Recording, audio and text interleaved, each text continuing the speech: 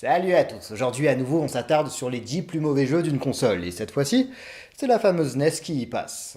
Alors, Yamauchi, président de Nintendo, avait imaginé un système qui en théorie empêchait sa console d'accueillir des titres catastrophiques, pour ne pas reproduire l'erreur d'Atari et de son Atari 2600 avec ses innombrables jeux qui se ressemblaient bien trop les uns des autres. Nintendo limite les éditeurs tierces à 5 jeux par an, dans un but simple, privilégier la qualité à la quantité. De plus, Nintendo doit approuver le jeu et apposer son fameux label de qualité.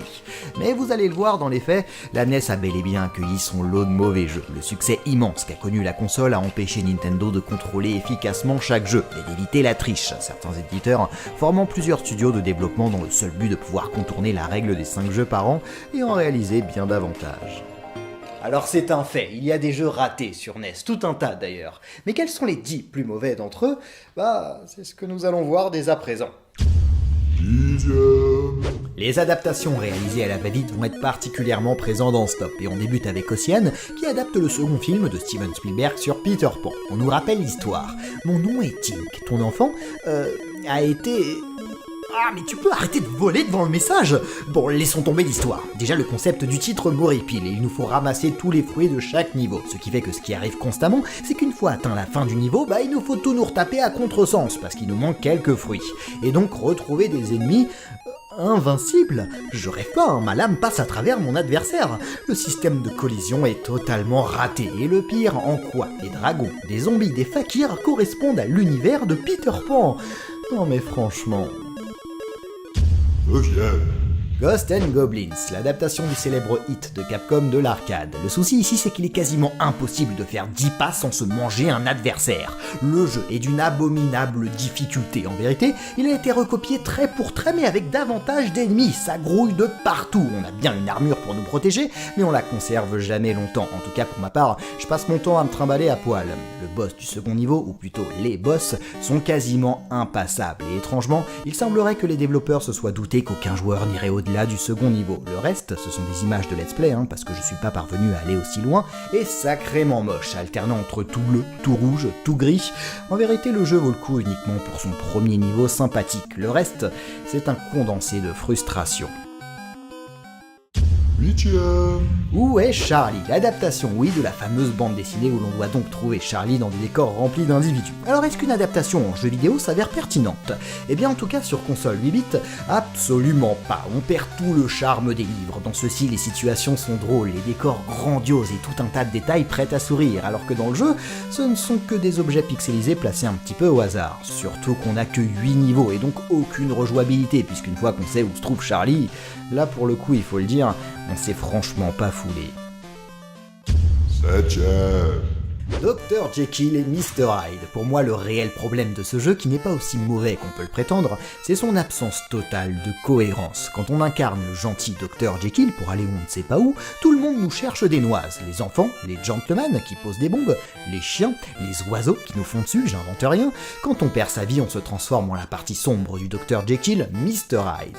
Et là, dans une sorte de côté obscur de la ville, le jeu devient un peu plus fun. C'est plus dynamique, on a de vrais adversaires, on crache des boules de feu pour se défendre, et quand on a assez tué de monstres, on peut redevenir Dr Jekyll et poursuivre sa balade, on ne sait toujours pas où.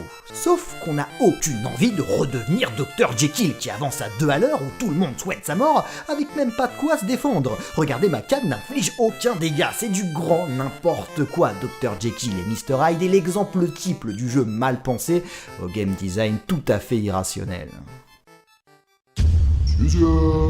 Enchaînons avec un jeu de Rare. Rare l'affirme qui sera responsable des Donkey Kong Country, de GoldenEye. Bon, il y a eu quelques erreurs de parcours, notamment avec Dagger T-Rock. Dans les cavernes, le but est de trouver la sortie de chaque niveau pour passer au suivant. Et à vouloir mélanger recherche, réflexion, plateforme et action, le titre se perd et on devient frustrant. On est en train de chercher son chemin à travers un level design tortueux quand des adversaires viennent nous enquiquiner. Quand enfin on trouve la sortie, un boss nous empêche d'y accéder, surtout que pour pouvoir sortir, il faut préalablement actionner un levier et dans un temps limité rejoindre la sortie, il y a trop d'obstacles, trop d'ennemis, trop de contraintes. On ne parvient pas à progresser, on s'énerve et on laisse rapidement tomber. 5e. Nouvelle adaptation par Mindscape, cette fois-ci de la série animée Captain Planet. Grosso modo, le jeu alterne entre shoot'em up et incarnation de Captain Planet. Et il va falloir vous munir de tous vos objets porte-bonheur, car pour avancer dans ce titre, il faut une sacrée dose de chance. Les sprites ont des mouvements improbables. À certains endroits, c'est simplement le hasard qui décidera si vous parvenez à passer ou non. Mais pour moi, le pire, ça reste les niveaux avec Captain Planet, des niveaux fastidieux. Cette substance verte polluante, on doit l'éviter, mais il y en a partout. Ça explose, des canons nous en envoient, on en a sur les murs. Pour compléter le tout, on se perd. Là encore, c'est la difficulté ahurissante couplée à un système de jeu pas vraiment palpitant qui en font un titre à oublier. 4e. Restons pour le moment avec Mindscape qui adapte Days of Thunder, vous savez, le film de NASCAR avec Tom Cruise. Bon, il s'agit assez simplement d'une simulation de course. Vous allez vous demander en quoi cela peut donner un mauvais jeu. Eh bien parce que c'est d'un ennui mortel. Il ne se passe rien dans les courses. Tout le monde va à peu près à la même vitesse. Personnellement, je ne parviens pas à dépasser les concurrents et je ne me fais pas non plus dépasser. Clairement, sur la piste, on regarde sa montre et on en a le temps. Certains circuits sont en 12 tours, 12 fois tout ça. Ça ne s'arrête jamais. La seule petite originalité, c'est lorsque l'on refait le plein ou qu'on change les roues de sa voiture. On contrôle chaque technicien. Sauf que quand on repart, on a eu le temps de se faire doubler par tout le monde. Je crois que je préfère encore un jeu trop difficile où au moins il se passe quelque chose. 3e. On reste encore avec Mindscape, une dernière fois, vous en faites pas, pour Conan le Barbare. Pour ce qui est de l'histoire, je sais pas du tout, il n'y a pas d'histoire apparemment. De plus, on a le mouvement le plus contre-intuitif de l'histoire du jeu vidéo. La flèche du bas sert à sauter. Alors à chaque fois qu'on essaye de se baisser pour éviter un coup, non, on saute. La moitié de mes morts sont dues à cela. Le système de combat est totalement hasardeux et à la ramasse. Et on a constamment ces foutus petits monstres verts qui viennent nous emmerder. Oui là, désolé, je le dis. Le pire, c'est qu'ils sont présents dans quasiment tous les niveaux. Toujours là, ils sont fourbes. Ils apparaissent de nulle part, te donnent un coup et s'en vont l'air de rien. Difficile de conserver son calme. Conan est assez injouable. Les décors, c'est... rien du tout, simplement. Une horreur. 2e.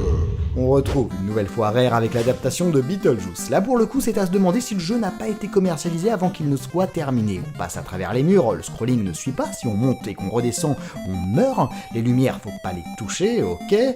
Ah mais les flammes aussi font mal, c'est pas de la déco. Alors attention, quoi la goutte d'eau? On n'ose plus rien toucher, et tout est toujours mal placé, juste pour nous faire chanter. Comme cet insecte pile poil sur la plateforme où on doit se réceptionner. Véritablement, c'est la seule explication à mon avis, un jeu commercialisé alors qu'il n'était pas terminé. Je ne vois rien d'autre. 1er. Le Dragon Slayer de la NES, qui est abominablement difficile. Ce qu'il y a de plus fou avec ce jeu, c'est que dès le premier tableau, le moment où on apparaît, où normalement on a le temps d'apprendre à manier son personnage, à étudier ses mouvements, eh bien non, on meurt très vite et le passage est quasiment infranchissable. Il y a les chauves-souris, le pont qui s'écroule, le dragon qui sort de l'eau, même la porte nous tue, on parvient même pas à jouer 15 secondes. Et imaginez tout un tas de gamins qui ont reçu ce jeu pour Noël ou leur anniversaire et qui sont bloqués au premier tableau, qui ne verront rien d'autre du jeu que ça. Même si par un heureux hasard vous parvenez à pénétrer dans le château, vous ne faites pas 10 pas sans rencontrer la mort. Les prisonniers qui nous jettent des pierres, les araignées, les pics, les trous au milieu des pics. Et si au moins c'était un die and retry avec des vies infinies, mais non, au bout de 5 morts, c'est-à-dire même pas 1 minute 30 de jeu, on a game over et on revient là. Faut se retaper ça. Ouais, alors là, sans hésitation, Dragon Slayer élu comme étant le plus mauvais jeu de la NES. The Dragon Slayer, c'est vraiment quelque chose. Bon, évidemment, j'aurais pu en citer bien plus, les mauvais jeux sur NES, c'est pas ce qui manque. Mais ce sont les 10 que j'ai souhaité retenir. Quant à moi, je vous donne rendez-vous la semaine prochaine pour un épisode un peu plus classique. Et j'en profite pour passer un petit coucou à Gaël. Salut Gaël. Et salut tout le monde.